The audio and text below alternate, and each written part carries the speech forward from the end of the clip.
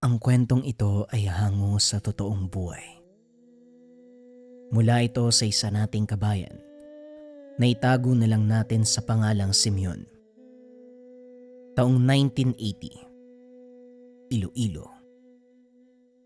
Noong dekada 80, sa pinakabundok na bahagi ng baryo San Jeronimo, may isang matandang lalaki na halos araw-araw binibisita ng mga may karamdaman. Si Lolo Simeon, isang manggagamot.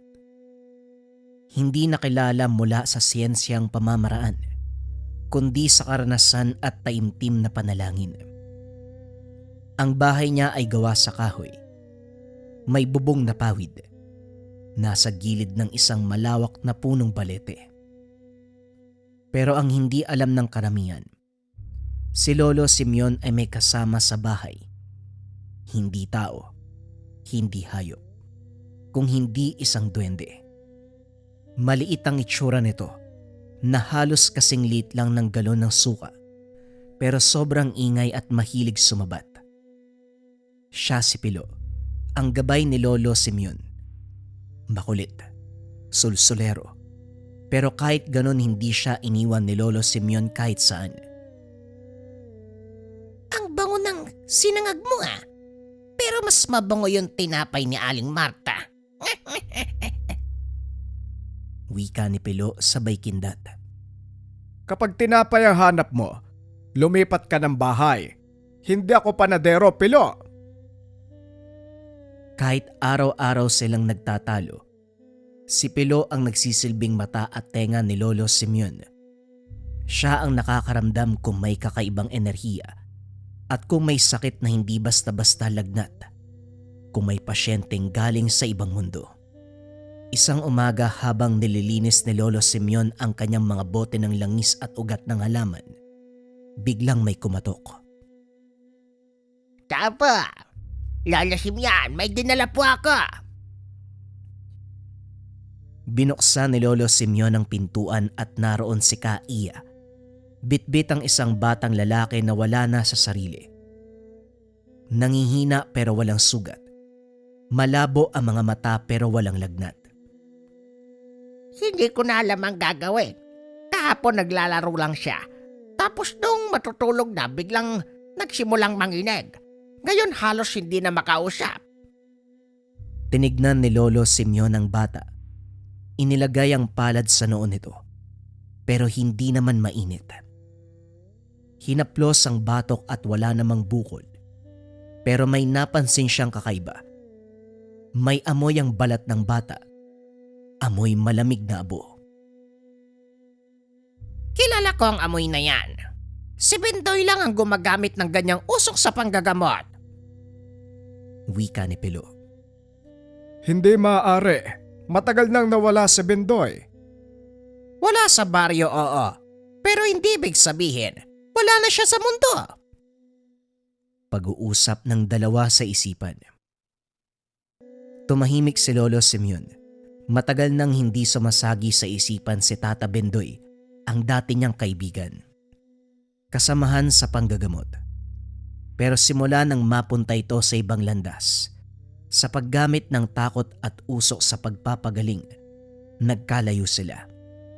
Ang huling balita niya, lumipat ito sa kabilang lambak. Nagtayo ng sariling kubo. Nagkakalat ng balita na siya ang tunay na manggagamot.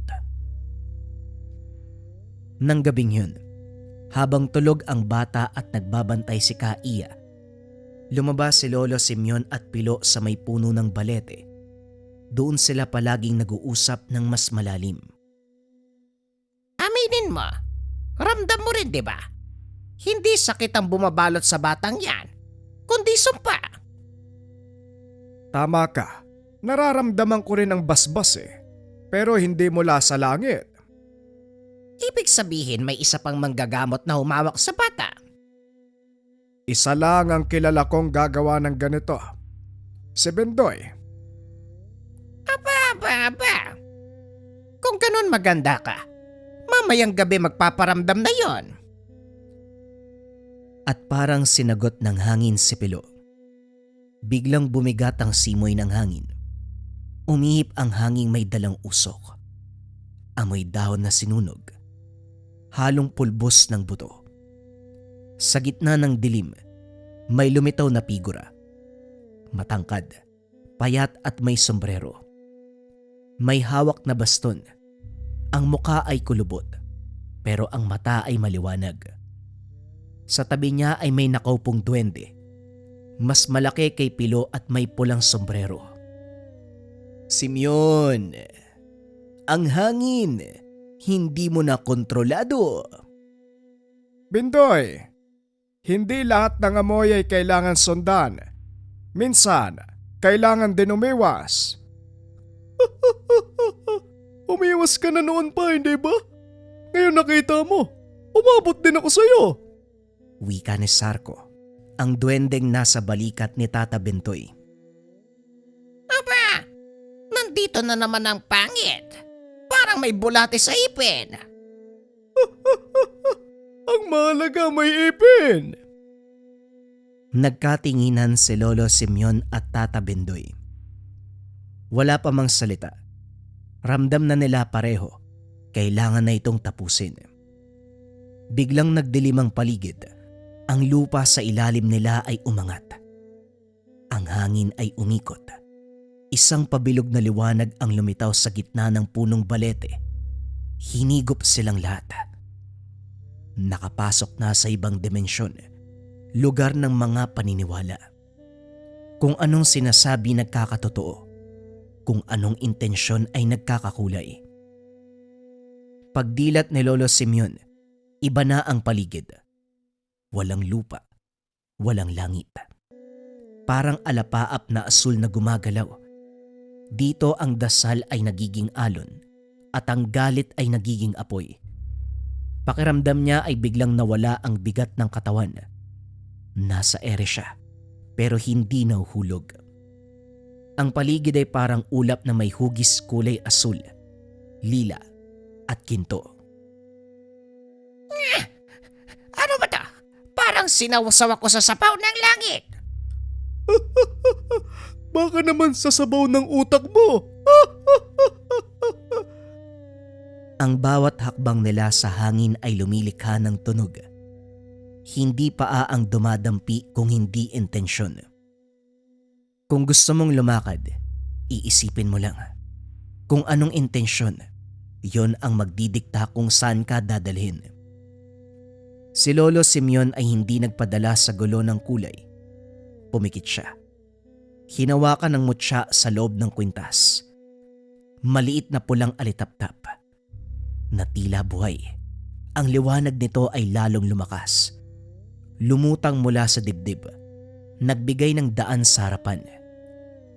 Dito tayo magkakaharap, Bendoy. Lumutang din si Tata Bendoy. Tinatapakan ang usok na parang hagdan. Sa bawat kilos niya ang paligid ay tila humihigop ng liwanag. Pinapalitan ng anino.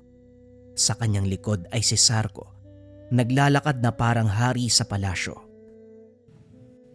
Dito, hindi mo ko matatalo sa dasal lang at kung sinong mas malakas ang paniniwala ang siyang mananaig. Hindi ko layunin ang manalo. Ang layunin ko lang, pagalingin ang bata na penerwisyo mo. Kumidlat sa paligid. Lumitaw sa gitna ng espasyo ang anyo ng bata. Makikita ang imahe nito sa isa sa mga ulap. Ang parteng balat nito ay nangingitim ang kulay. Tila unti-unting inaagaw ng anino. Hoy, ganyan ka ba kabang Bintoy? Bata pa yan. Hindi mo dapat dinadamay sa mga kalokohan mo. Aba, mas mangmang yung naniwala sa liwaliwanag. Umikot ang dalawang duwende sa gitna. Si Pilo ay bumuga ng liwanag mula sa kanyang bibig. Habang si Sarko, nagbuga ng itim na usok. Nagsimula ng lumakas ang ihip ng hangin. Ang dimensyon ay tila naging arena. Sa bawat galaw nila Lolo Simeon at Tata Bindoy, may lumalabas na hugis sa paligid. Kamay ng panalangin at mata ng panunumpa. Si Lolo Simeon, humawak sa kanyang mutya. bumigkas ng tahimik na panalangin. Nagbibigay galing na liwanag, daluyan ng lakas. Iligtas mo ang batang ito sa kampo ng kasamaan. Mula sa kanyang palad, lumabas ang sinag ng pulang alitaptap. Lumipad papunta sa ulap ng bata. Sa pagdikit nito, nagliwanag ang ulap. Umikot ng mabilis pero hindi pa rin napasag. Biglang sumigaw si Tata Bendoy. Ipinikit niya ang mga mata at mula sa kanyang hininga, lumabas ang napakalaking figura. Meron itong pakpak. Binangga nito ang ulap. Nayanig ang buong dimensyon. Ang liwanag ng alitaptap ay naitulak, ngunit hindi nawala. Lumulutang pa rin at lumalaban. Hindi mo ko maiintindihan, Simeon. Kaya kong pagalingin ang buong mundo kung matututo silang matakot sa akin. Hindi mo sila pinapagaling, Bendoy. Kinokontrol mo sila. Umikot ang paligid. Ang mga dasal ay nag-anyong ibon. Ang mga sigaw ay naging patalim. Sa gitna ng kaguluhan lumipad si Pilo at sumigaw habang dala ang isang maliit na sanga ng sampagita. Aba hito, tanggapin mo, Sarko! Wika ni Pilo. Sabay saksak ng bulaklak sa dibdib ni Sarko. Nangisay ang isa pang duwende. Ano tong ginawa mo? Ang halimuyak ng kabutihan. Hindi magugustuhan ng kagaya mo. Mabaho ka na. Masama pa ang ugali. Nagkatinginan si Lolo Simeon at Tata Bendoy. Pareho silang hingal. Parehong pinagpapawisan kahit walang init sa paligid. Bendoy, bago mo ko saktan, tanungin mo muna ang sarili mo kung bakit pa ako nandito. Sige, magsalita ka. Bakit nga ba? Dahil pinili kong manatiling manggagamot, hindi mandirigma. Muling sumiklab ang liwanag mula sa mutya ni Lolo Simeon. Sa pagkakataong ito, hindi ito umatake. Binalot nito ang anyo ng bata. Unti-unti ang kulay ng balat ng bata ay bumalik sa normal. Ang mga mata nito ay kumukurap na.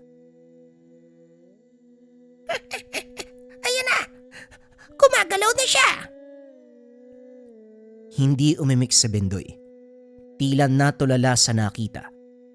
Dahan-dahang bumagsak ang kanyang baston sa kawalan at ang malaking anino na merong pakpak nagsimulang malusaw sa hangin. Habang si Sarko ay tahimik na lang, biglang naupo. Ang dimensyon ay unti-unting bumagal at ang kulay ay naging puti at asul. Isang malambot na tunog ang pumalibot, tila awit ng hangin na umaawit ng tama na. Dumapo ang mutya pabalik sa palad ni Lolo Simeon. Ngumiti si Pilo, humawak sa balikat ng matanda. Ayos ka rin talaga, no? Hindi ka pumatol, pero ikaw ang huling nakatayo. Nanatiling nakaupo si Bendoy sa malayo. Hindi nagalit, pero hindi rin masaya na parang isang matandang nagsimula sa mahabang bangungot. Ang buong akala ko, galit ang lunas sa takot. Hindi galit ang lunas, Bendoy, kundi paninindigan, pag-intindi at pagmamahal. Dahan-dahang bumukas ang langit sa itaas. Isang sinag ng liwanag ang bumaba. Hinihila sila pabalik sa kanilang mundo. Bago pa man tuluyang makabalik sa mundo ng tao, tila huminto ang oras sa gitna ng dimensyon. Umikot sa paligid ang liwanag, parang may iniimbita na magbalik tanaw. Napatigil si Lolo Simeon. Tumingin siya sa lupa sa ilalim ng paa at doon nagsimulang magbukas ang isang alaala. Ilang dekada ang lumipas. Sila ni Bendoy noon ay magkaibigan pa. Magkasanib sa panggagamot. Nung mga panong iyon hindi pa sila ginagabayan ng mga duwende. Bata pa si Simeon at si Bendoy ay kaedad niya. Nagsasama sila tuwing may tinatawag sa baryo. Nagsasalo ng baon, nagpapalitan ng halamang gamot. Isang araw, may pasyente silang tinulungan. Isang batang babae na tinamaan ng kakaibang sakit. Si Simeon ay gumamit ng tubig at dasal. Si Bendoy, nagtimpla ng sangkap na may halong dugo ng manok. Nang gumaling ang bata, ang tao ay nagpasalamat kay Bendoy, hindi kay Simeon. Doon nagsimulang magbago si Bendoy habang si Simeon nanatili sa liwanag ng dasal at natural na lunas. Si Bendoy ay unti-unting natuto ng mga madaliang paraan. Mas mabilis at epektibo, kaso nga lang may kapalit. Isang gabi, habang magkasamang umiinom ng salabat si Simeon at Bendoy, nagsalita si Bendoy habang pinagmamasdan ang nag-aalab na ilawan. Napansin mo bang mas pinaniniwalaan nila ako dahil merong takot? Kapag may takot, mas sumusunod ang tao. Tama ka naman, mas sumusunod nga, pero hindi gumagaling ng lubos. Hindi lahat kailangang gumaling. Minsan, ang kailangan lang nila ay sumunod. Simula noon, nagkahiwalay sila ng landas. Nang mga sumunod na taon, nawala si Bendoy sa baryo. Matagal na walang narinig na balita tungkol sa kanya. Hanggang sa dumating ang isang araw, nabalitaan ni Simeon na may manggagamot sa kabilang lambak na nagpapagaling daw gamit ang mga anino, usok, at paminsan-minsan sakripisyo ng hayop. Alam niyang si Bendoy ito. Sa unang pagkakataon na nagpakita si Pilo kay Simeon, nasa ilalim ito ng punong balete. Malaki ang bunganga pero may busilak na kalooban. Si Pilo ang unang nagturo sa kanya kung paanong gagamitin ang mutya ng alitaptap na kulay pula. Hindi lang para sa kapangyarihan, kundi para sa pagpapagaling. Ang mutya ay hindi agimat para sa kulo. Para ito sa pagilom nang hindi kayang gamutin ng kamay. Paanong hindi kayang gamutin ng kamay? Kapag ang sugat ay mula sa itim na mahika, trabaho mong pagalingin sila. Bigyan ng pag-asa. Nabalik si Lolo Simeon sa kasalukuyan. Naroon pa rin sila sa dimensyon, pero patak na lang ng oras ang natitira. Sa likod niya ay tahimik si Bendoy, napapaisip sa mga kaganapan. Bendoy, naaalala mo ba? Isang gabi, umuulan yun eh. Tumulong tayong maghilot ng isang buntis sa kabilang bundok. Dalawa tayong nagbantay. Hawak mo yung lampara, tapos ako yung humihilot. Naaalala ko, kaibigan. Pinatay ko yung ilaw noon dahil gusto ko na akong tignan ng ina kapag dumilat siya. Pero hindi siya tumingin sa atin. Tumingin siya sa anak niya. Tahimik ang paligid. Si Pelo at Sarko ay hindi kumikibo. Sa unang pagkakataon, si Sarko ay hindi nagsalita. Nakayuko lang siya habang kumakamot sa lupa ng dimensyon. Hindi ko lang sinabi sa'yo, Bendoy. Pero nung una mo kong nakita may galit sa loob mo. Ako ang umaalingaw-ngaw na galit na yun. Ibig sabihin, ako pa rin. Hindi ko yun ginawa. Ikaw ang pumili. Sinang-ayunan ko lang ang pagpapasya mo. Lalong lumamig ang paligid. Ang kulay ng dimensyon ay naging mapusyaw na bughaw. At ang anyo ng bata sa bula ay tuluyan ng bumalik sa normal. Tila handa nang bumalik sa kanyang katawan. Mukhang tapos na. Tumango si Lolo Simeon. Hindi siya lumaban para manalo. Lumaban siya para maalaala at hilumin. Hindi lang ang bata, kundi ang sugat ng kanilang pagkakaibigan. Ang dimensyon ay nagsimulang mabasag sa liwanag. Pira-piraso ang kulay na tila basag na salamin. Unti-unting hinihigop ang lahat pabalik sa kanilang mundo. Sa pagbagsak ng sinag mula sa dimensyon, tila muling isinilang ang mga katawan nila Lolo Simeon, Pilo, Tata Bindoy at Sarko.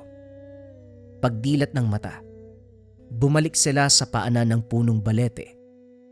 Parehong lugar ngunit iba ang ihip ng hangin. Ang puno ng balete ay tila yumuko. Ang mga ilaw mula sa alitaptap ay umiikot sa paligid ni Lolo Simeon. Tahimik na ang gabi. Ayan na, nakabalik na tayo, tapos na hindi ba? Ano pang inaantay mo dyan? Ayos ka rin, Pilo ah. Ayaw mong magpaawat. Tumayo si Tata Bindoy. Mabagal pero buo ang tindig. Ang baston niya na kanina ay nawala ng sigla. Ngayon ay muling nagliyab ng maitim na usok. Simeon, kahit anong alaala ang ibalik mo, hindi na tayo pareho. Alam ko, pero hindi ibig sabihin kailangan nating sirain ang isa't isa. Pero kung ang paniniwala mo ang balak mong ipilit, kailangan ko ring panindigan ang sa akin.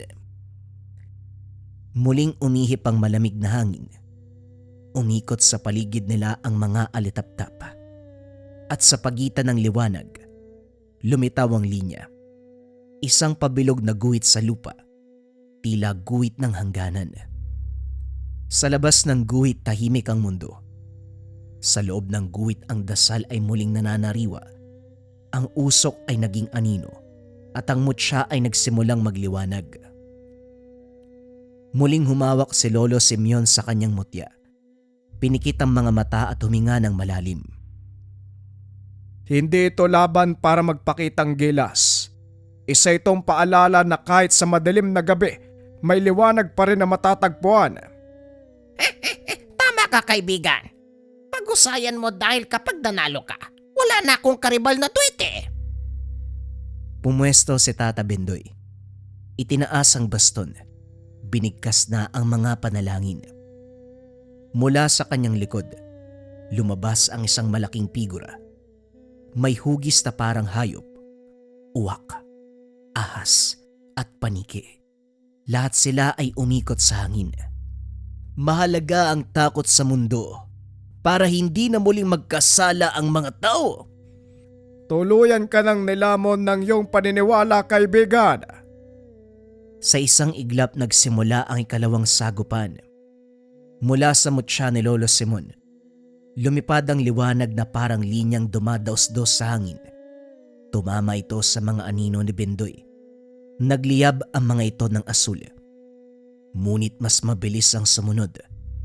Bumuga si Bindoy ng makapal na ulap ng anino na lumamon sa paligid.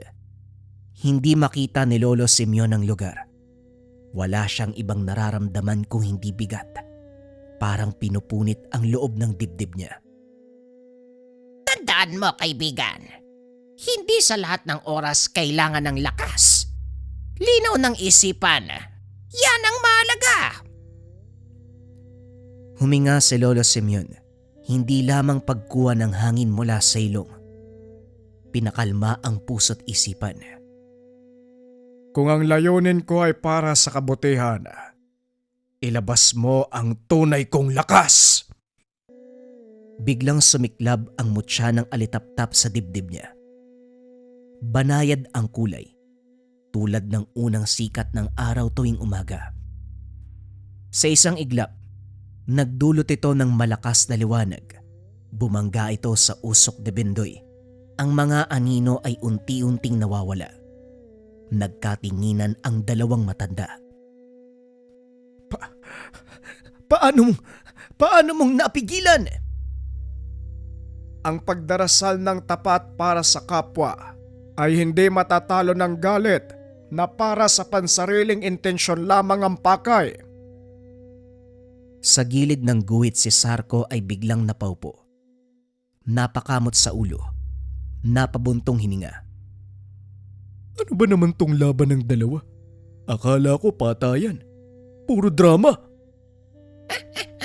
Yan ang hirap sa'yo, Sarko. Dinadaan mo sa dahas ang lahat ng bagay.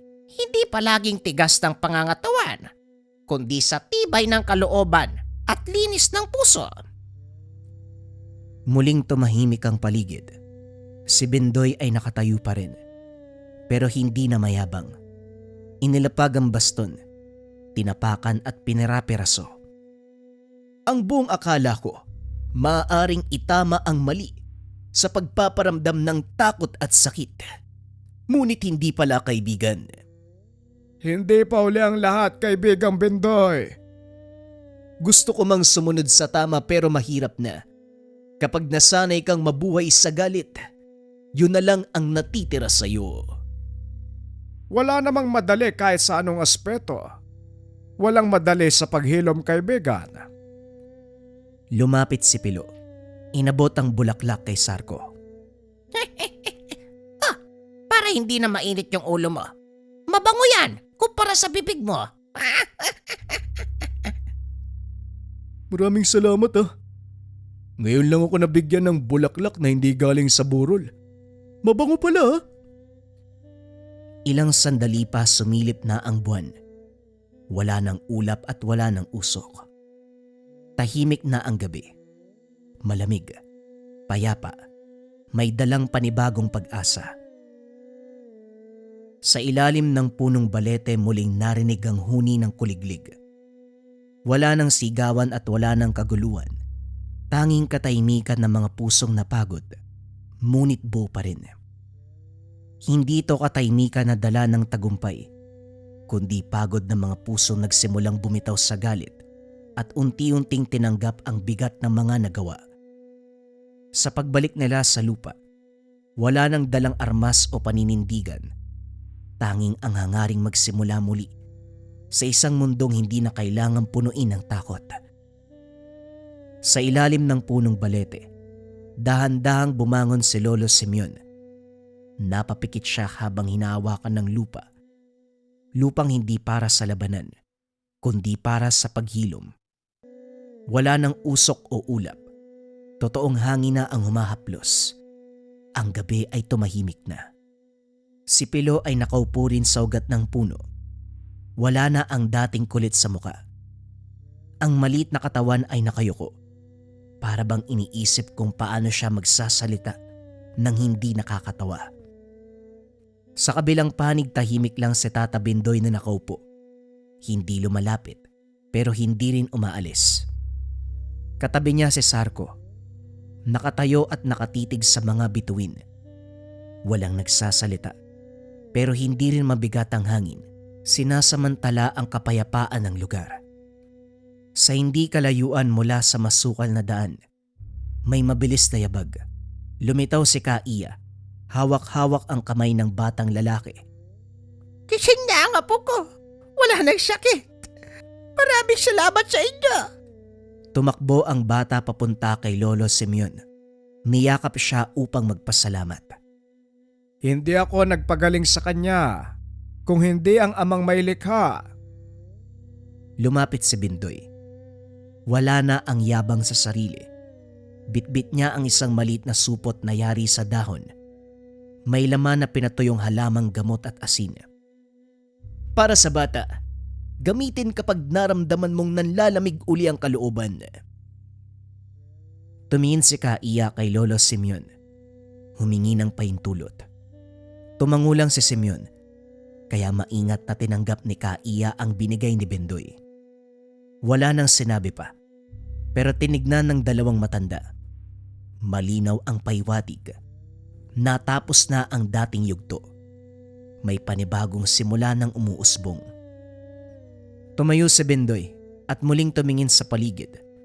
Matagal siyang natahimik bago nagsalita. Babalik muna ako sa aking pinanggalingan. Hindi ba ako handa? Pero handa na akong huminto sa dating pagkatao. Hindi mo kailangang baguhin ang sarili kaagad. Paminsan, sapat na ako nung kaya mong ibigay sa ngayon. Tumalikod si Bendoy at nagsimulang maglakad. Sumunod naman si Sarko. Hindi masigla pero hindi rin nagrereklamo. Sa huling pagkakataon, lumingon si Sarko. Hindi ako sanay sa ganito pero salamat. Hindi ako marunong tumanggap ng bulaklak. Pero maraming salamat talaga. Walang anuman, kaibigan. Matapos ng kaganapan, ang mutya ng pulang alitaptap ay bumalik sa kamay ng matanda. Hindi na kumikislap, pero mainit sa palad. Nakakapagod pala, Lolo. Ang daming laban. Lahat naman tayo may dinadaan ng laban eh. Kailangan mo nga lang matuto. Ay, simula ngayon.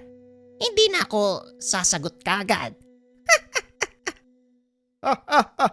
Yan ang malaking himala. Matapos ng kaganapan, nagpatuloy ang normal na buhay ni Lolo Simeon. Tinutulungan ang lahat ng nangangailangan. Tuwing hapon nakikita siyang tahimik na nakaupo sa harap ng bahay. Pinakikiramdaman ng paligid. Sa bulsa niya palaging naroon ang mutya. Hindi bilang sandata, kundi bilang paalala. At kung sakali man na meron muling manggambala sa lugar, palaging nakahanda si Lolo Simeon. Palagi ding nakaantabay sa kanya ang kaibigang duwende na sulsolero. Ang kwentong ito ay hangong sa totoong buhay. Mula ito sa isa nating kabayan na itago na lang natin sa pangalang Rafael. Walang eksaktong taon, probinsya ng Mindoro. Balita ko, malaki daw yung deposito ng ginto sa bagong minahan, pare ah. Sa tingin mo, nakatsamban na naman ba tayo? Wika ni Dario. Ayoko magpakasigurado. Kilala mo ang amo natin. Nung nakaraan nga sa Negros, diba? Malaki din yun. Pero halos hindi pa umabot ng 5% yung pinapamahagi niya sa mga kasama natin. Mabuti na lang malapit tayo sa kanya. Kung hindi, baka nagutom na ang pamilya natin. Oo nga eh. Hindi ba nakukonsensya ang taong yun? Alam mo Dario, ang mga taong nakaiga sa pera, walang pake mga yan kahit sa kalam ng sikmura ng iba. Pasalamat ka na lang. Nabibigyan ka ng swerte kahit papano. Pag-uusap ng magkaibigang Dario at Rafael. Parehong nagtatrabaho sa isang malaking kumpanya ng pagmimina. Pagmamay-ari ito ng isang mayamang negosyante. Tapos ng kursong arkeolohiya. Ngunit pinili magtrabaho bilang mananaliksik sa minahan. Dulot ito ng kahirapan. Mula sa pamilya na magsasaka itong si Rafael na ang tanging ikinabubuhay, pagtatanim ng sibuyas. Sapat lang ang kita upang makaraos sila ng buong panahon bago mag-anihan. Minsan ay nakakapangutang pa ang ama dahil sa gastusin sa pag-aaral ng binata. Gayunpaman, iginapang nito si Rafael hanggang sa makapagtapos. At bilang pagpapasalamat sa mga magulang, nang makapagtapos sa pag-aaral, tinanggap nito ang alok ng isang kumpanya na nakabatay sa kanilang probinsya. Sa loob ng 2 taon, nagawa nitong maipagawa ang kanilang tahanan, nabilihan ng kagamitan sa pagsasaka ang ama, at para sa dagdag kita, pinundaran ni Rafael ng maliit na tindahan ang ina. Nadestino sa iba't ibang bahagi ng bansa ang binata, kasama ng kanyang amo na itago na lang natin sa pangalang Lorenzo. Hanggang sa makabalik sa sariling probinsya dahil sa isang malaking proyekto. Nakabili ng lupain ng kanyang amo sa probinsya ng Mindoro. Sa tulong ni Rafael, nalaman nilang may malaking deposito ng mamahaling metal at ginto sa lugar. Kaya naman sumugal ito. Binili ang lupain sa mataas na halaga. Maging ang permiso sa pagmimina, ginawa nila ng paraan. Sinuhulan ang kinauukulan upang magkaroon ng legal na papeles kahit sa ilegal na pamamaraan. Kailangan ng masiyasat ng mabuti ang lugar kung saan tayo magsisimula. Rafael, handa na ba ang grupo mo? Kaming 2 lang ni Dario ang lalakad mo. Ayoko may kasamang iba.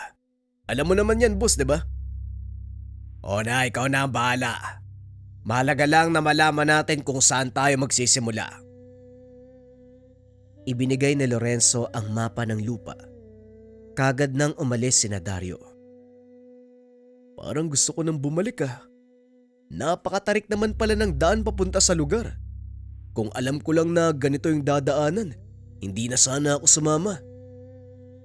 Wala ka di magagawa, kaysa naman hindi ka pasweldoy ni boss. Ay naku kung sabagay. Pero sigurado ka ba? May deposito ng ginto doon sa itaas? Tama ka Dario, at hindi lang sa itaas, kung hindi sa buong lupain. Halika na, hanapin natin ang kuwebang ito. Posibleng may pasukan para makapunta sa aktual na deposito. Napalunok ng laway si Dario dahil mahigit 50 ektarya ang lupaing iyon na sumasakop sa isang buong bundok at sa maliit na pamayanan ng mga katutubong mangyan. Hindi naman kaya tayo magkaroon ng problema sa mga katutubong nakatira sa bahaging to? Tanong ni Dario habang nakaturo sa mapa. Nang mga sandaling iyon, nakatayo sila sa pinakamataas na bahagi. Tanaw mula sa lugar na iyon ang kabuuan ng nasasakupang lupain. Tinignan ni Rafael ang marka sa mapa. Hinanap ito sa paligid. Hindi na halos makita ang tanawin dahil sa kapal ng ulap na bumabalot sa bandang ibaba. Ngunit mabilis na natukoy ni Rafael ang kinaroroonan ng maliit na pamayanan sa pamamagitan ng kanyang kompas. Yan ang aalamin natin. Halika, punta natin ang nayon. Malapit lang yan kung nasaan tayo ngayon. Wika ni Rafael. Ngunit hindi sang-ayon si Dario. Teka lang Rafael. Baka mamaya katayin tayo ng mga yan eh. Huwag na lang kaya. Ano ka ba naman? Ano kakatayin? Hoy Dario, ilang katutubo na ang nakaharap natin. Hindi ba may mga rebelde pa nga? Nadukot pa nga tayo noon sa Kanduni. Ano kinakatakot mo ngayon? Yun na nga. Hanga din ako sa lakas ng lobo pare. Ilang beses na tayong nalagay sa peligro pero hindi ka pa rin tumitigil. Nasaan ba napunta ang atay mo? Bakit naman ako matatakot? Alam mo Dario, may paniniwala ako kasabihan. Kapag oras mo na, oras mo na. Kahit ilang batalyon pa ang karapin mo, kung hindi ka pa kukunin na mailikha, walang makakapatay sa'yo. Pero kung panahon mo na. Hindi na ituloy ng binata ang sasabihin. Biglang lumipad ang palaso mula sa kung saan. Tumusok ito sa puno. Sinasabi ko na nga ba bumalik na tayo Rafael. Huwag kang maingay. Manatili ka lang sa kinakatayuan mo. Huwag kang gagawa ng kahit anong ikakagalit nila. Nababaliw ka na ba? Naglalakad na nga lang tayo papasok sa kanilang lugar. Tapos may lumipad pa na ganyan. Paano kaya kung… Hanggang dyan lang kayo. Subukan yung gumalaw. Ang ikalawang palaso, tatama sa ulo nyo. Inikot na Rafael ang tingin sa paligid. Hinanap ang kinaroroonan ng pumana. Nakita niya ito na nakatago sa makapal na dayami.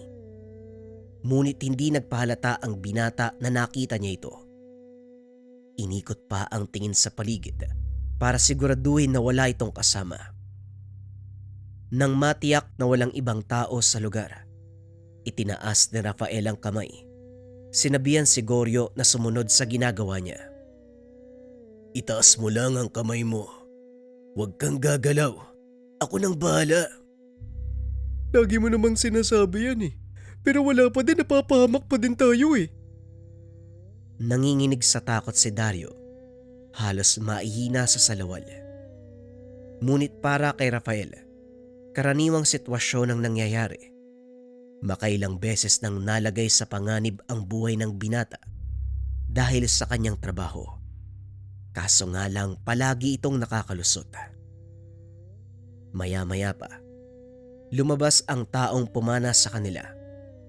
Nakita ni Rafael, isa itong binatang katutubo. Matipuno ang katawan na ang tanging suot ay pantalon.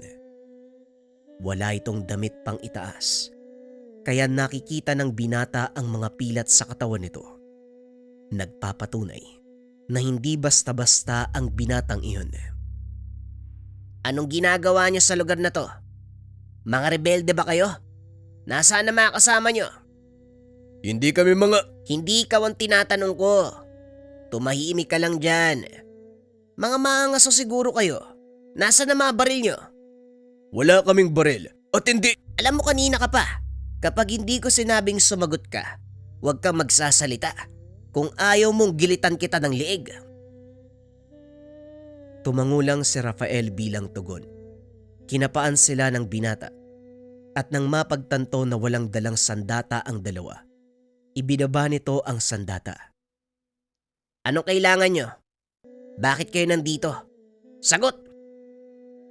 Ay salamat. Isa akong sentipiko. Nandito kami para suriin ang paligid. Ano ang kailangan nyo suriin? Tinitignan namin kung may makikita ba kaming bakas ng kasaysayan dito. Mula kami sa isang malaking kumpanya na nagmimina. Kailangan kong malaman kung may mga tipak ng kasaysayan ng ating bansa bago namin ituloy ang operasyon. Mga minero. Kayo siguro yung sinasabi ng mga tao sa patag. Pagmamay-ari namin ang kabundukan. Dito namulat ang aming tribo. Kaya umalis na kayo dahil wala kayo mapapala. Magagalit lang sa inyo yung mga espiritong naninirahan sa kuwebang yan. Napatingin si Rafael sa itinuro ng binatang katutubo. Nakita nito ang kuweba sa mapa. Ibig sabihin, talagang may naninirahan sa lugar na yan. Pwede bang ipaliwanag mo sa akin ang kasaysayan ng bundok na ito? Sinakyan ng binata ang sinasabi ng katutubo para makuha ang loob nito. Nakagad namang pumayag. Hindi ako nakakaalam ng buong kasaysayan, kundi si Apo Elias. Kung gusto nyong marinig ang kwento, sumama kayo sa akin. Pero kailangan kong italya mga kamay nyo. Italia mga kamay. Rafael, ano ba tong pinasok natin? Kumalma ka. Ako nang bahala, sumakay ka na lang. Kung gusto mong makaligtas tayo dito. Huminga ng malalim si Dario at napailing. Ay naku, parang nagsisisi talaga ako. Dapat hindi na ako sumama eh. Magtiwala ka lang. Para ka namang bago ng bago. Habang nag-uusap ang dalawa, itinatali naman ng binata ang kamay ng mga ito gamit ang baging ng nito. Matapos ay hinila ang dalawa papunta sa direksyon ng nayon. Ilang minuto lang ang nakalipas. Narating nila ang maliit na pamayanan. May mga kabataang naglalaro at ilang nakakatandang nag-uumpukan. Nag-uusap sila. Habang ang kababaihan naglilinis ng palay na binabayo at ang mga kalalakihan nagkakatay ng kanilang mga nahuling hayop. Naman, sino yung mga kasama mo? Wika ng isa sa mga katutubo. Mga sentipiko daw sila. Pinadala ng isang kumpanya na nagmimina. Ano naman ang kailangan ng mga taong yan? Alam mo na yon, pero gusto daw nilang makausap si Apo Elias. Nagpapahinga ang apo. Hindi siya maaaring istorbohin. Sabihan mo mga kasama mo mag-intay. At pwede bang kalagan mo sila? Baka isipin ng mga yan nakakatayin natin sila dito. Masama na nga ang trato sa atin ng patag. Huwag mo nang palalain. Sinisiguro ko lang na wala silang gagawin sa akin habang papunta kami dito. Hindi ko sila kilala. Mamaya bigla na lang akong hampasin eh. Sige na, kalagan mo na ang mga yan. Dalin mo dun sa kubong yun oh. Bigyan ng makakain at maiinom. Opo Manong Rene, pasensya na ho kayo. Dinala ni Nomar ang dalawa sa kubong itinuro ng isang katutubo. Hinainan ng makakain. O diba? Hindi naman sila ganong kasama eh. Mukhang masarap ang kamuting kahoy na to ah. Wika ni Rafael.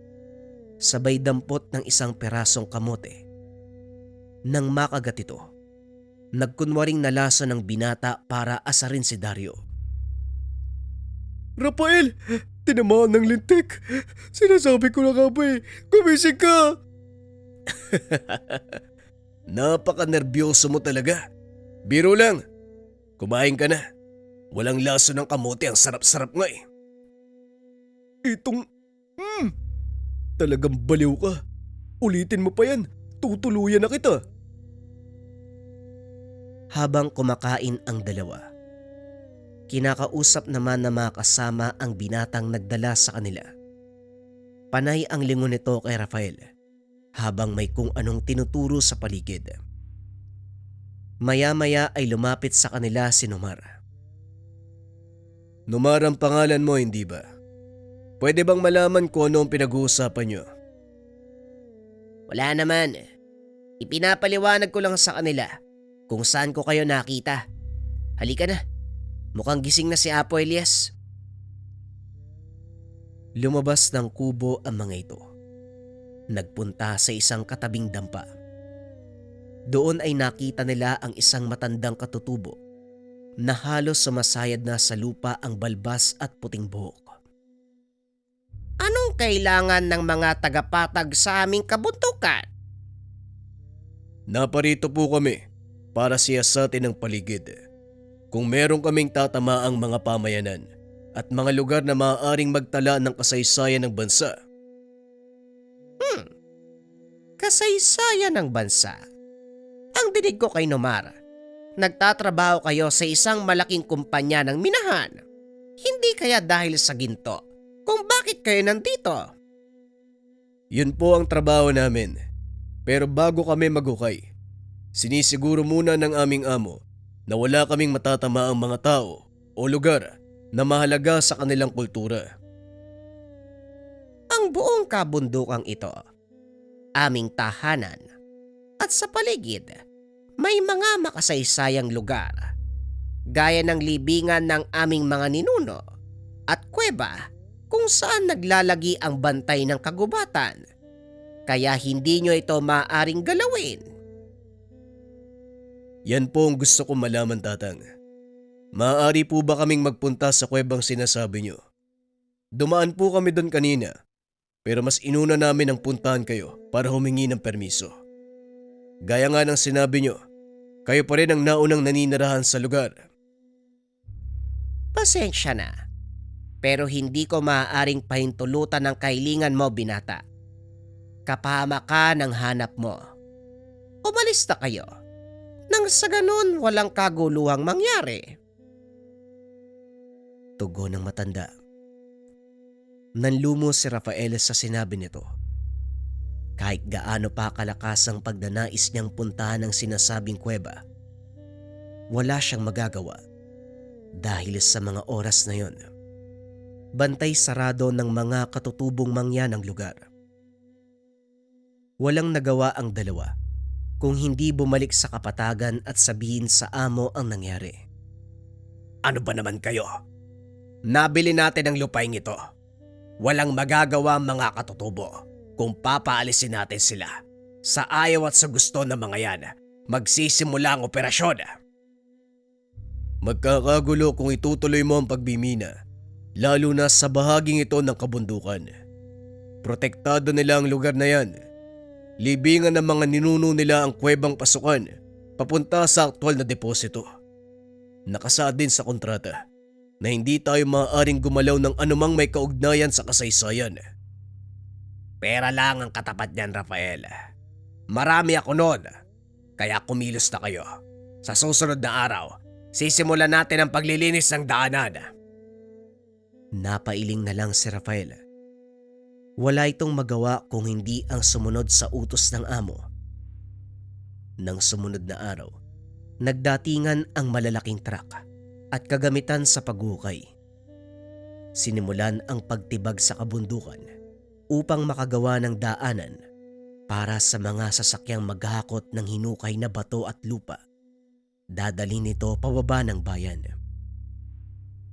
Nang mga oras na yon, nakaupo si Rafael sa kanyang sasakyan. May napadaang matanda. Dali-dali itong bumaba para pigilan sa pagtuloy dahil delikado ang daan. Tatang, saan po kayo pupunta? Wala na pong daan dyan, delikado. Baka gumuho yung lupa, matabunan kayo. Sinong nagsabi? Kayo? Bata pa lang ako. Dumadaan na ako sa lugar na ito. Paakyat at pababa ng kabundukan. Dito na ako tumanda. Kaya wag mo kong sabihan na mali ang daan ko. Hindi naman po sa ganun, tatang. Ang sinasabi ko lang, sarado na po ang lugar na ito. Kailangan nyo maghanap ng ibang madadaanan. Delikado po kasi. Delikado. Hindi ba mas mapanganib ang ginagawa niyong paghukay? Nananahimik ang kabundukang ito. Ginagambala niyo ang mga nakatira. Wala naman pong bahay sa bahaging ito, Manong eh. Kayo lang po ang taong nakita kong dumadaan ngayon. Teka, saan po ba banda yung bahay nyo nang maiatid ko na kayo? Nakikita mo ba ang kwebang yon? Doon ako nakatira. Ngayon sabihin mo sa akin, meron bang ibang daanan papunta doon? Napagtanto ni Rafael. Wala ngang daan papunta sa kuweba. Hinarangan na ito ng malalaking bato. At kasalukuyang naglalagay ng mga pampasabog ang mga tauhan ni Lorenzo para tibagin ang bahaging iyon ng kabundukan. Yan nga ang gusto kong sabihin sa inyo, tatang. Hindi na po kayo maaaring tumuloy dahil sira na ang daanan. Naglalagay ng pampasabog ang mga tauhan ko para tibagin ang malalaking bato. Ay nako, kapag pera nga naman, ang mga tao handang sirain ang lahat. Wika ng matanda sabay lakad palayo. Biglang tumunog ang alarma na hudyat ng pagsabog. Napatingin si Rafael sa tinitibag na kabundukan. Muling nilingon ng matanda. Ngunit wala na ito sa kanyang kinakatayuan. Naloko na. Saan kaya nagpunta yung matandang yun? Wika ni Rafael sa sarili habang iniikot ang tingin sa paligid. Hindi na nito nakita ang matanda. Akmang lalakad na sana nang biglang sumabog ang gilid ng kabundukan, dahilan para lumikha ng mahinang pagyanig at gumuho ang lupa. Tumambad sa binata ang malaking butas na tila karugtong ng kuweba sa bandang itaas. Nawala na sa isip na Rafael ang matanda. Dali-dali itong bumaba ng bayan para ibalita kay Lorenzo ang kanilang natuklasan. Magaling. Tama lang ang iniisip ko. Sabihan mo mga taong linisin na ang paligid. Gumawa ng daan papasok. Sisimulan na natin ang pagmimina. Hinanda ng mga tauhan ang kagamitan sa paghukay. Maging ang ilang ilaw ay kasama na rin. Hapon na ng mga sandaling iyon, kaya medyo madilim sa paligid. Gamit ang mga generator, pinailawan nila ang lugar. Tuloy-tuloy ang paghukay hanggang sa makagawa ang mga ito ng malawak na daanan papasok sa loob ng kuweba. Naroon si Lorenzo ng mga oras na yun. Hindi mabura ang ngiti nito sa muka nang makita ang ilang palatandaan ng ginto mula sa mga perasong natibag sa bundok. Hindi masasayang ang pagod at pera ko sa lugar na ito, Rafael. Yan ang siguradong mangyayari. Sabihan ng mga tao, magpahinga na muna. Bukas natin itutuloy ang paghukay. Siguraduhin walang makakapasok sa lugar. Mas maganda siguro, manatili kayo ni Dario dito. Nang sa ganon may magbabantay sa mga tauhan natin. Mahirap na, baka malusutan tayo. Ako na ang bahala. Kukuha lang ako ng mga kailangan sa bayan at babalik din kagad. Ipapaiwan ko na lang muna si Dario upang tignan ang mga nagtatrabaho. Tugon ni Rafael. Sumabay ito sa amo pababa ng kabundukan. Nang makarating sa kapatagan, Kinuha lang nito ang ilang kagamitan. Bumalik na rin sa minahan.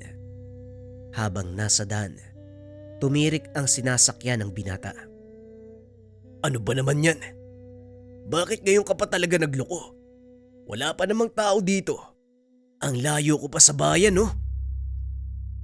Wika ni Rafael habang tinitignan ang makina ng sasakyan. Halos mapatalon sa gulat si Rafael nang biglang may nagsalita sa kanyang tabi. Oh, mukhang may sira ang sasakyan mo. Anak ng tatang naman, bakit bigla ka nalang sumusulpot? Pasensya ka na kung nagulat kita. Napadaan ako eh. Nakita kitang huminto. Nagtaka si Rafael. Wala itong napansin na naglalakad sa gilid ng kalsada bago pa tumirik ang sasakyan. Saan po kayo nang galing, tatang? Wala naman akong nakitang tao kanina. Tumawa ang matanda. Tinapik siya sa balikat. Biglang nakaramdam ng pagbigat ng katawan ng binata hanggang sa nawalan ito ng malay. Ilang minuto nagising ang binata. Napansing nasa loob siya ng kuweba na tanging sulo ang nagsisilbing ilaw. Gising ka na pala. Pasensya ka na sa bahay ko ha. Eto, higupin mo muna ng may masmasang ka. Sasakit ang ulo mo dahil sa tigalpong binato ko sa'yo. Wika ng matanda habang inaabot ang isang tasa ng mainit na inumin. Marahang hinigop ni Rafael ang laman nito. Biglang nakaramdam ng unti-unting paglakas ang katawan. Nasaan po ako, Manong? At saka paano po ako nakarating dito? Kusa kang pumunta dito, bata. Hindi mo ba naaalala? Ang huling natatandaan ko, tumirik yung sasakyan ko sa gitna ng daan. Tapos dumating kayo eh. Nawalan ako ng malay. Yun lang ho. Ganon nga nangyari. Kaya ka nakarating dito. Hindi ko po kayo maintindihan. Ano po bang ibig niyong sabihin? Halika, may ipapakita ko sa'yo. Naglakad ang matanda papunta sa bukana ng kuweba. Itinuro kay Rafael ang lugar kung saan sila magmimina. Nanlaki ang mga mata ng binata nang makita ang sariling katawan na nakahandusay sa lupa habang pinapaligiran ng mga tauhan. Anong ginagawa ko dito? Bakit naroon ang katawan ko? Leche, ang gulo. Maupo ka. Subukan mong huminahon para maunawaan mo ang mga sasabihin ko. Wika ng matanda. Huminga ng malalim si Rafael at naupo sa isang bato. Tumabi sa kanya ang matanda. Laking gulat ng binata dahil biglang lumitaw sa kamay nito ang isang tungkod na gawa sa kahoy. May 5 nagliliwanag na bato na nakabaon sa pinakatuktok ng tungkod. Sa isip-isip ng binata, isa itong panaginip. Kaya naman pilit niyang kinukurot ang sarili upang magising sa panaginip na iyon. Itigil mo yung ginagawa mo. Ang sabi ko, huminahon ka. Hayaan mong ipaliwanag ko sa iyo ang lahat. Ang lugar na ito ay sagrado, sangtuaryo ng mga kaluluwang namayapa, at ako si Kong, ang tagapangalaga ng buong kabundukan. Kalokohan ba to, Manong? Gusto ko nang makabalik. Wala akong panahon para sa mga ganitong bagay. Wala ka bang panahon? O natatakot ka lang? Biglang natahimik ang binata dahil alam niyang totoo ang sinasabi ng matanda. Sinasabi ko na nga ba, takot ka lang sa mga nangyayari dahil unang beses ito para sa'yo. Pasensya na, pero kailangan kong gawin ang bagay na ito para matauhan ka sa mali niyong ginagawa. Oo, natatakot ako.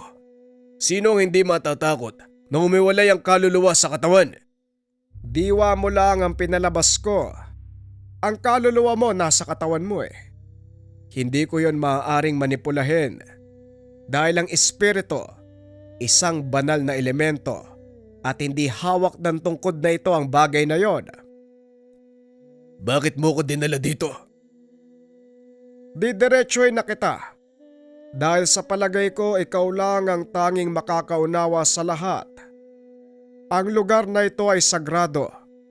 Kanlungan ng mga kaluluwang hindi matahimik. Dahil sa mga nagdaang karahasan ng pangaalipin at pangaapi. Sa oras na sirain niyo ang kuweba, mawawala ang selyong nakabalot sa lugar at kusang kakawala ang mga kaluluwa. May kakayahan silang sumanib sa tao at maaaring maging dahilan ng mas malaking kaguluhan. Sinasabi ko na nga ba? Manong, ano bang tinitira mo dito? Seryoso ang sinasabi ko, bata. Kaya kita dinala sa lugar para balaan sa maaaring mangyari. Nasa sayo kung papakinggan mo ko o hindi. Pag-uusap ng dalawa. Tinapik ng matanda ang balikat na Rafael. Laking gulat ng binata. Nakabalik na ito sa minahan. Maging ang mga tauhan. Nagulat nang bigla itong magising. Anong nangyari sa'yo, Rafael? Sino yung umatake sa'yo sa daan? Wala ka nang malay nang makita ng mga tauhan natin eh. Hindi ko rin alam, Dario. Siguro napagod lang ako ng gusto kanina. Sige na, magpahinga na kayo. Ayos lang ako. O sige. Gumawa na ako ng tolda para sa'yo. Magpahinga ka na din ha. Bukas, maaga na naman tayong aarangkada. Habang nakahiga sa duyan, pilit na iniisip na Rafael ang sinabi ng matanda. Kinabukasan nagpaalam ito kay Dario na aalis. Ngunit hindi sinabi. Pupuntahan niya si Mang Elias sa nayon ng mga katutubo. Inaasahan nitong magagalit ang matanda dahil sa kabila ng pagtutol ng mga katutubo, ipinagpatuloy nila ang pagmimina. Sa bukana pa lang ng nayon, sinalubong na ito ng mga tao para itaboy. May ilan pang nagbato ng mga sibat. Itigil nyo yan! Hindi tayo marahas na tao. Hayaan mo siyang makapasok para maipaliwanag ang kanyang panig. Yan po ang sadya ko dito. Pero bago ang lahat, nais kong humingi ng kapatawaran. Dahil sa kabila ng pagtutol nyo, ipinagpatuloy pa rin ng amo ko ang pagbimina. Pasensya na ho, wala akong magawa eh. Pumasok ka, binata. Sa loob tayo mag-usap. Sinasabi ko na nga ba eh, hindi ka mapagkakatiwalaan. Dapat noon palang tinuluyan na kita eh. Numar, tumigil ka. Hindi mo ba nauunawaan? Binabayaran lang ang taong ito para gawin ang kanyang trabaho. Alam kong mahalaga ang sadya mo, kaya sabihin mo sa akin ang gumugulo sa isipan mo. Kilala niyo po ba si Tandang Ikong? Nanlaki ang mga mata ng matanda. Nang marinig ang pangalan, tumayo ito at may kinuhang aklat. Siya Mang Ikong ba ang tinutukoy mo? Ang ermitanyong may hawak ng tungkod na may 5 bertud. Oo, kilala ko ang matandang yon. Sino ang hindi makakakilala sa isang makapangyariang ermitanyo na nagbabantay sa kuweba ng mga kaluluwa? Teka, paano mong nalaman ang tungkol sa kanya? Nakapag-usap kami kagabi. May kung ano siyang ginawa sa akin para mapunta sa kuwebang tinitirahan niya. Doon niya ipinaliwanag ang lahat eh. Siya Mang Ikong ang tagapagbantay ng kuwebang gusto niyong pasukin. Kung nakausap mo siya, siguro naman, hindi ko na kailangang ipaliwanag ang lahat. Yun nga ang dahilan kung bakit ako nandito. Gusto ko malaman kung totoo ang mga sinasabi niya. Kaya tinawag na kuweba ng mga kaluluwa ang yungib na yon.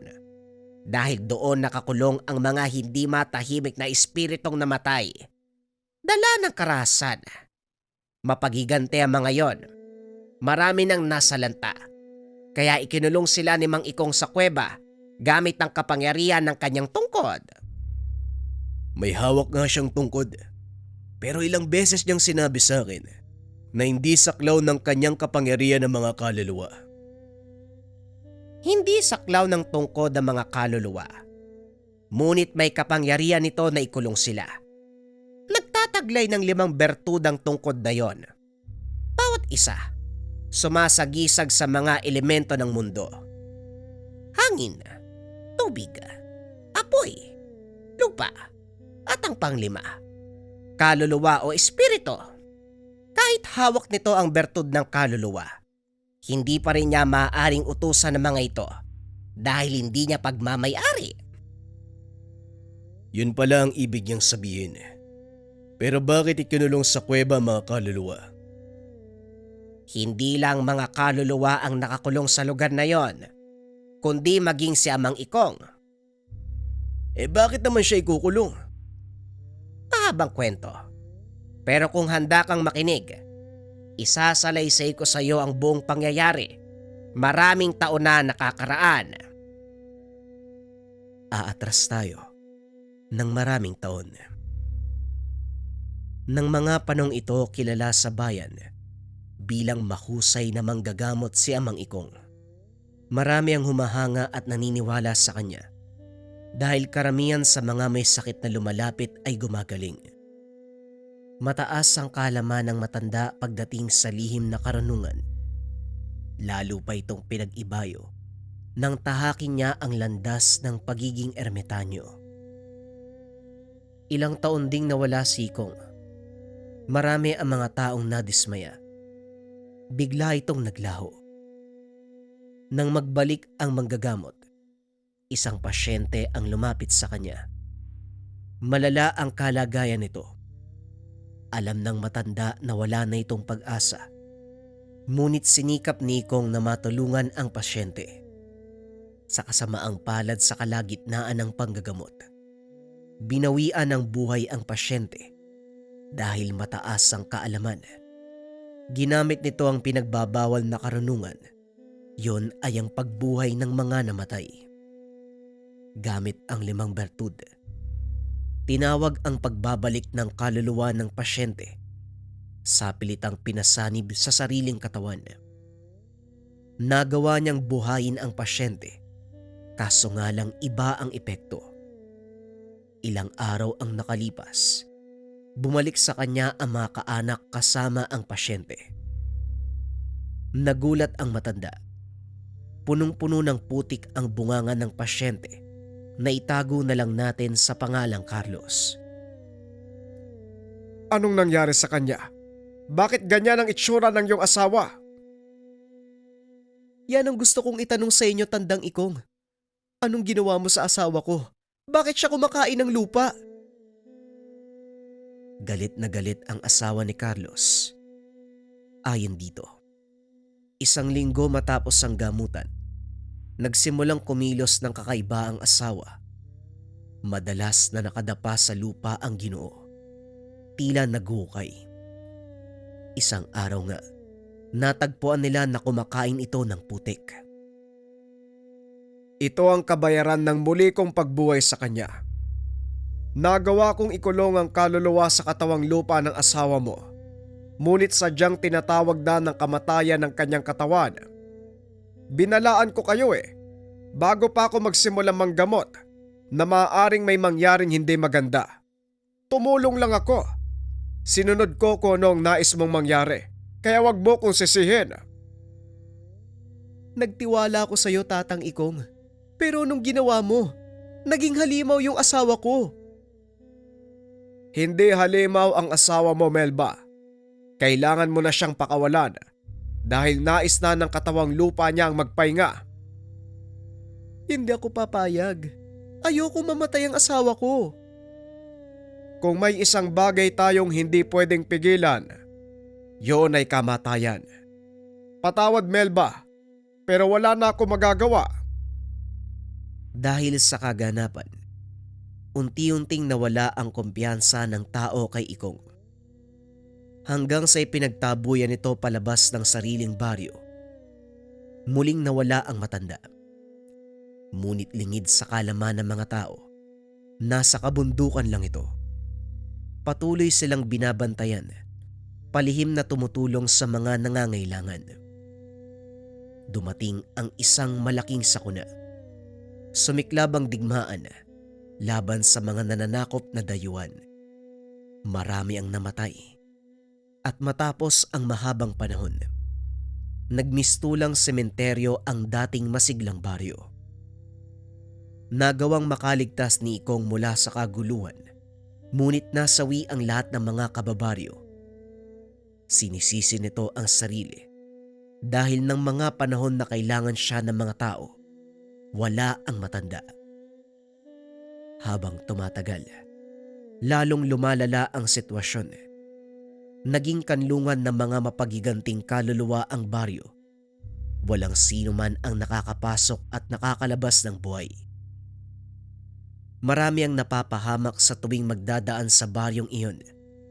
Kaya bilang pagtubos sa sariling kasalanan, muling ginamit ni Ikong ang kapangyarihan ng 5 bertud upang ikulong sa isang yungib ang daang-daang kaluluwa at upang masigurado ang kaligtasan ng lahat. Sinumpa ng matanda ang kanyang sarili na hindi mamamatay hanggat hindi napapatawid sa kabilang buhay ang mga nakulong na espiritu. Balik tayo sa kasalukuyan.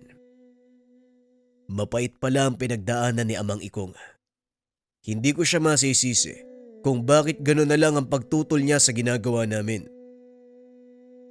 Tama ka. Masakit ang nangyari kay Ikong. Bagay na nauunawaan naming mga katutubo. Kaya pilit naming inaalagaan ang lugar na ito bilang pagtanaw ng utang na loob sa kabayanihan ng ermitanyong yon. Pag-uusap ng dalawa. Dito na naunawaan ni Rafael ang lahat. Matapos ang pakikipag-usap kay Mang Elias, bumalik ito sa bayan upang kausapin ang amo. Ipatigil mo ang pagmimina sa kabundukan, Lorenzo. Masyadong delikado. Maaaring gumuho ang bundok at matabunan ng bayan. Nasimulan na natin, Rafael. Ngayong kapahihinto. Tignan mo ang bulto ng mga batong may ginto. Mamahaling bato. Tone-tonelada ang nakuha natin. Milyon ang halaga niyan. Bilyon pa ang nakaimbak sa loob. Hindi pa tayo nangangalahati. Kaya wag mo kong artehan na parang may malasakit ka sa kalikasan. Alam kong ugali mo, Rafael. Pera lang ang dahilan kung bakit ka nandito. Mali ka, Lorenzo. Hindi lang pera ang dahilan, kung hindi propesyon. Ito ang pangarap ko. Pero hindi sa ganitong paraan ko gustong tuparin. Hindi lang isang tao ang maaapakan natin at mapapahamak. Pagmasdan mo ang kinaroroonan ng bayan, paalang ng bundok ang kinalalagyan nito. Sa oras na bumuhos ang malakas na ulan, guguho ang bahaging nakarap sa atin at siguradong sa bayan babagsak. Kaya nga bilisan niyo ang pag-ukay dahil ayokong abutan tayo ng tag-ulan. Ayokong ako ang sisihin sa pagkamatay ng maraming tao. Kahit kailan talaga, wala kang puso, Lorenzo. Kayamanan lang ang pinahahalagahan mo. Pera lang ang importante sa'yo. Ipokrito ka, Rafael. Sabihin mo yan sa mga taong hindi ka kilala. Dahil ako, alam na alam ko ang bituka mo. Wala kang pinagkaiba sa akin. Aminin ko totoo ang sinabi mo. Minsan ko hinangad na yumaman, pero hindi sa ganitong paraan. Pasensya na, Lorenzo. Ngunit labas ako sa anumang gulong pinapasok mo. Damay ka na, Rafael. Baka nakalimutan mo. Ikaw ang nag-aproba ng pagbimina. Nakapirma ka sa mga dokumento. At sisiguraduhin ko na ikaw ang madidiin kung sakaling magkaroon ng aberya. Dahil sa sinabi ni Lorenzo, hindi napigilan ni Dario ang sarili. Sinuntok niya ito at nagulat si Rafael dahil naroon pala ang kaibigan. Talagang walang yakang tao ka, no? Ilang pamilya at baryo na ang nasa lanta sa kasakiman mo. Alam mo ba ang bagay na yon? Siyempre hindi. Wala ka namang pakialam eh. Noon ayoko maniwala sa mga naririnig ko. Pero ngayon naiintindihan ko na kung bakit galit na galit sa'yo mga tao dito sa lugar namin. Ikaw ang dahilan ng pagkamatay ng maraming tao dahil sa pagkalason. Anong sinasabi mo? Anong pagkalason? Humahalo sa tubig inumin ang kemikal na ginagamit mo sa pagmimina. Hindi deposito ng ginto ang nasa ilalim ng kuweba kung hindi bukal na pinagkukunan ng tubig inumin ng mga tao dito sa bayan. Wika ni Dario, sabay bato ng papeles. Hindi sinasadyang naiabot ang mga ito kay Dario ng isang kawani ng kagawaran ng kalusugan. Noong nakaraang araw, nagsagawa sila ng inspeksyon sa lugar at napag-alaman na ang sanhi ng pagkalason mula sa kemikal na kung tawagin ay mercury. Sa mga hindi nakakalam, isa itong uri ng kemikal o malambot na metal na tutunaw sa temperatura ng katawan ng tao.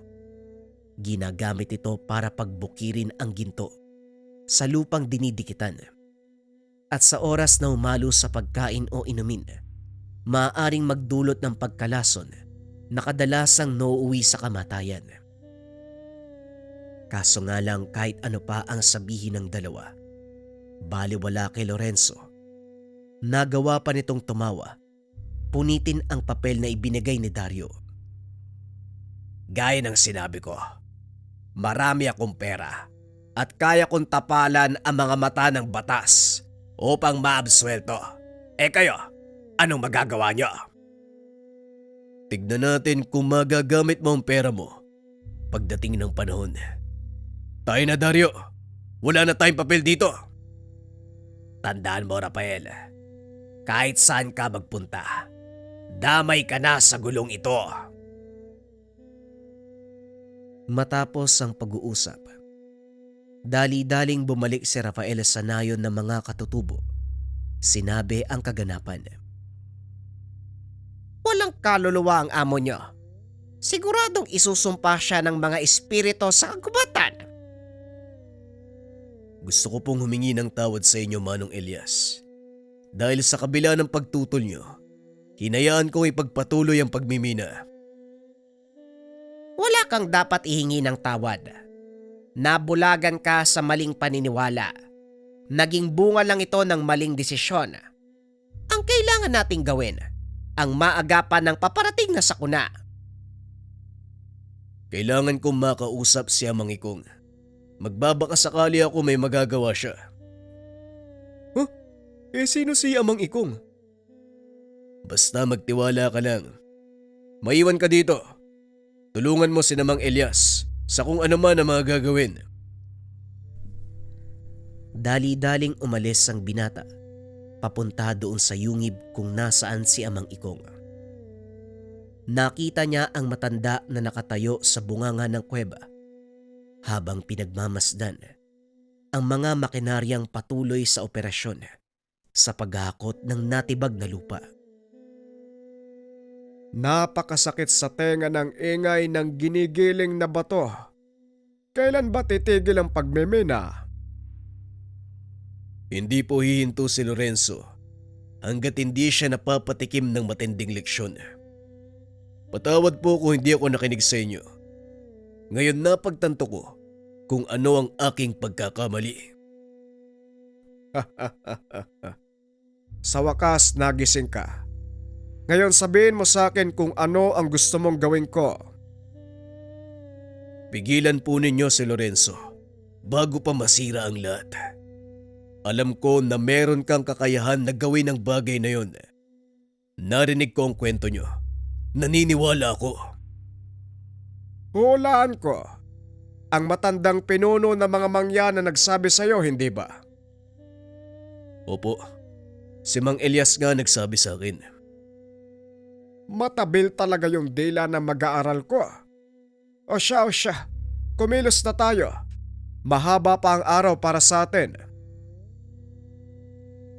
Matapos ang pag-uusap, bumaba si na Rafael sa minhan. Nakita ni Lorenzo ang binata na kasama si Amang Ikong. Wala itong alam sa kakayahan ng matanda, kaya ininsulto niya ito. Yan ba ang magiging padrino mo? Anong magagawa niyan? Kaya ka bang iligtas ang matanda sa pagkakakulong? Hindi ko tatakasan ang kasalanan ko. Hindi niya ako kayang iligtas sa batas. Pero kaya niyang iligtas ang buong bayan mula sa pagkawasak dahil sa mga gahamang kagaya mo. Ano ba siya, Diyos? Diwata? Nagpapatawa ka. Huwag mong sayangin ang oras ko. Tama nga naman. Hindi mo dapat sayangin ang nalalabing oras mo sa mundong ito. Anong sinasabi mo, tanda? Ang sabi ko, masyado kang mabunganga. Ikinumpas ng matanda ang hawak na tungkod. Nagliparan ang malalaking trak na kargado ng lupa, maging ang malalaking bato. Nagulat si Lorenzo sa nangyari. Nagtakbuhan ang mga tao nang makita ang kaganapan.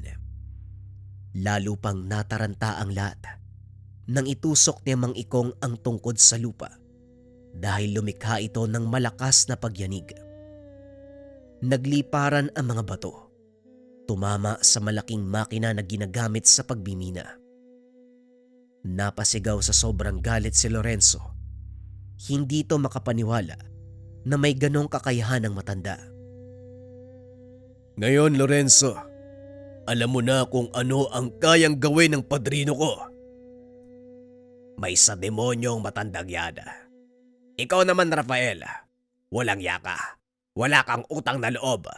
Kung hindi dahil sa pera ko, wala ka sa kinalalagyan mo. Hindi yun dahil sa pera mo, kundi dahil sa pagsisikap ko. Nagkamali ako ng taong sinamahan at pinagsisisihan ko ang bagay na yun. Maraming buhay ang nawala dahil sa kasakiman mo. Kung ano ang inutang, yun din ang magiging kabayaran. Nilingon ni Rafael si Amang Ikong. Nakita na itinaas ang tungkod. Biglang nilamon ng lupa si Lorenzo hanggang sa tuluyan nitong naglaho.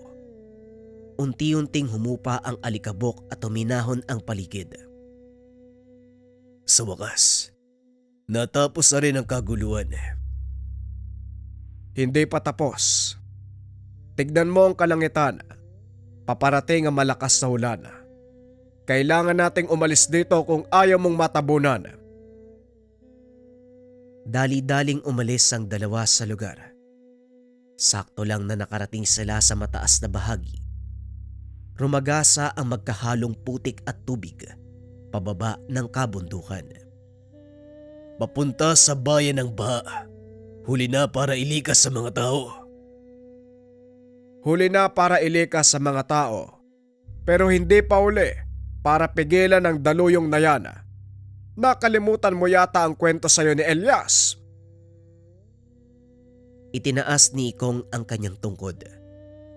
Nag-usal ng mga inkantasyon. Ilang beses niya itong inulit. Laking gulat ni Rafael dahil unti-unting lumihis ang baha papunta sa ilog. Ibang klase. Parang nanonood ako ng pelikula. Hindi lang yan ang kayang gawin ng tungkod na ito. Manood ka! Muling ikinumpas ng matanda ang tungkod. Isa-isang nagsipagtubo ang mga puno doon sa nakalbong bahagi ng gubat. Ngunit lingid sa kalaman ni Rafael na may mas malaking problema pa silang kinakarap. Habang nakaupo ang dalawa sa harap ng yungib, umalingaw-ngaw ang malakas na iyakan. Napatayo si Amang Ikong dahil alam nito kung ano ang pinanggagalingan ng mga boses. Naloko na. Mukhang nabasag ang selyo ng yungib. Anong ibig mong sabihin namang? Makakawala ang mga kaluluwa na ikinulong ko. Hindi ito maaari. Isang beses ko lang maaaring gawin ang ganong ritual. Kaya ko nasabing hindi ko saklaw ang mga espiritu dahil isang beses ko lang sila maaaring utusan. Mukhang magaganap na naman ang nangyari maraming taon na nakakaraan. Ano po ang maaari nating gawin? Kailangan nilang makatawid sa kabilang buhay. Ngunit hindi ko ito magagawa ng mag-isa. Kailangan ng tulong ng isang taong may sapat na tapang at kalinisan ng kalooban para hilingin sa mga kaluluwa na tumawid sa kabilang buhay. Alam ng binata na wala siyang magagawa. Dahil daladala nito sa konsensya ang mga nangyari. Napaupo na lang ito habang pinagmamasdan ang buong bayan. Rafael, anong ginagawa mo? Bakit hindi mo pa hawakan ng tungkod ni Amang Ikong? Kung meron mang may kakayahan dito para humiling ng kapayapaan, yun ay walang iba kung hindi ikaw. Tama si Elias. Lahat naman tayo ay nakakagawa ng kasalanan. Walang perpektong nilikha ang Diyos. Maging ako ay pinagbabayaran ng kasalanang nagawa ko maraming taon na nakakaraan. Wika ng matanda habang inaabot ang tungkod sa binata. Hinawakan nito ni Rafael at laking gulat niya. Nagliwanag ang ikalimang bato. Isa-isang naglabasan sa bunganga ng yungib ang mga kaluluwa. Nakatayo si Rafael sa harapan ng mga ito habang hawak ang tungkod. Alam kong maraming pagdurusa ang naranasan niyo. Wala ako sa lugar para magsalita. At mas lalong wala akong karapatan na humiling ng kahit ano mula sa inyo. Pero alang-alang sa kapayapaan ng lahat, nabubuhay man o namatay, tumawid na kayo sa kabilang buhay at magpahinga. Tama na ang pagtatanim ng galit sa mga nangyari sa nakaraan. Napagbayaran na ang mga kasalanan. At oras na para bumalik sa inyong pinagmulan. Matapos magsalita ni Rafael, nagliwanag ang mga kaluluwa. Isa-isang naging butil ng liwanag at pumaibabaw. Nakatingala ang lahat habang pinagmamasdan ang napakagandang kaganapan. Ito ay ang pagtawid ng mga kaluluwa sa kabilang buhay. Nawala na ang sumpa ko sa sarili. Sa wakas, makakapagpahinga na ako. Salamat sa iyo, Rafael. Hindi ko akalain na hihingi ako ng tulong sa isang pangkaraniwang tao. Wala pong anuman. Karangalan para sa akin na makatulong. At gaya ng sinabi niyo, ito ang aking paraan para pagbayaran ng kasalanang nagawa. Hindi pa dito nagtatapos ang lahat. Dahil kailangan ko pang ayusin ang gulo na ginawa ni Lorenzo. Kailangan kong harapin sa batas ang pagkakasala namin. Huwag kang mag-alala. Kaisa mo kaming mga katutubo, hindi ka namin iiwan sa labang ito. Maraming salamat, Mang Elias. Pasensya na kayo. Maging ang tahimik yung buhay. Nagulo dahil sa ginawa ko. Natural magkakamali tayo. Huwag lang uulitin. Tapos na ang obligasyon ko. Oras na para umalis. Elias, iiwan ko sa iyo ang tungkod. Ingatan mo ito at huwag na huwag gagamitin sa maling gawain. Salamat sa tiwala, Amang Ikong. Hindi ko po kayo bibikuin. Unti-unting nagliwanag ang katawan ni Amang Ikong. Dahan-dahang sumama sa hangin. Sa wakas, nakapagpahinga na ang kawawang matanda. Ngayong payapa na ang kanyang kaluluwa. Halika na. Marami pa tayong kailangang ayusin. Wika ni Mang Elias. Bago sila tuluyang umalis, itinaas ng matanda ang tungkod. Yumanig ang paligid. Natakpan ang mga hukay na gawa ng pagmimina. Unti-unting tumubo ang mga puno. Nanumbalik sa dati ang anyo ng kagubatan. Hindi makapaniwala si Rafael sa mga nasasaksiyan. Maging si Dario hindi mawari sa sarili kung nananaginip ba o totoo ang nasasaksiyan. Matapos ang kakaibang kaganapan, hinarap ni Rafael ang suliranin ng pamahalaang bayan at sa tulong ng mga katutubong mangyan na tumestigo, napawalang sala si Rafael Naibalik sa binata ang lisensya bilang arkeologo at nagpatuloy sa kanyang gawain. Ngayong wala ka na sa pagmimina, anong balak mo? Siguro po ay pagpapatuloy ko ang pagsasaliksik. Magsisimula ako sa lugar na ito. Gusto ko matuklasan ko nung meron dito eh. Hindi ako nagkaroon ng pagkakataong malaman kung ano ang nasa loob ng yungib na yan. Pero syempre, sa paintulot mo. Walang problema. Sasamahan ka ni Numar. Siya ang magiging gabay niyo papasok sa yungib. Kabisado ng batang ito ang pasikot-sikot. Maraming salamat, Manong. Ikaw, Dario, anong balak mo? Siguro, sasama na lang sa'yo. Walang malaking pera dito ha. Hilig ko lang to. Sa palagay mo, hindi pa ba sapat ang mga to? Nanlaki ang mga mata ni Rafael nang ipakita ni Dario ang napakaraming diamante. Teka, saan mo nakuha yan? Naipon ko to nung sinusubukan namin yung loob ng yungib. Natuklasan ko dati palang singawan ng bulkan ng lugar eh. 1,000 taon na'y nakakaraan. Kung ganon, maaaring may matuklasan tayong kakaiba sa loob. Magdadagdag sa kasalukuyang kaalaman natin tungkol sa mundo. Yan ang gusto ko marinig. Ika nga sa kasabihan, minsan ang pangarap ay hindi nangangailangan ng malaking halaga. Nasa tao ito kung paano niya tutuparin ang mga minimithi.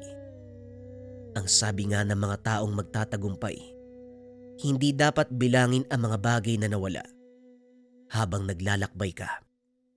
Ang mahalaga kung ano ang mapupulot mong aral habang umuusad ka sa buhay na iyong hinahangad. Dahil habang buhay mo tong pangahawakan ang iyong mga karanasan. Sa paglipas ng mga taon nagretiro si Rafael, ngunit ipinagpatuloy ang kanyang trabaho sa pamamagitan ng pagsusulat ng mga libro at artikulo ng mga sikat na magazine sa buong mundo. Hindi lubos inakala ni Rafael na magkakaroon ng ganong karanasan. Nagkaroon ng pagkakataong makilala ang mga kakaibang tao at higit sa lahat, namulat sa katotohanan na hindi kayamanan ang pinakamahalagang bagay sa mundo. Sa mga katulad ni Rafael, walang silbi ang ginto at pilak. Ang mas mahalaga sa kanila, ang kasaysayan sa likod ng pagkabuo nito. Isang patunay na hindi lahat ng tao ay nasisilaw sa kayamanan. Napagtanto ito ng binata nang minsan niyang makilala ang isang ermitanyo na nagmamay-ari ng isang tungkod na may kapangyarihan ng 5 bertud.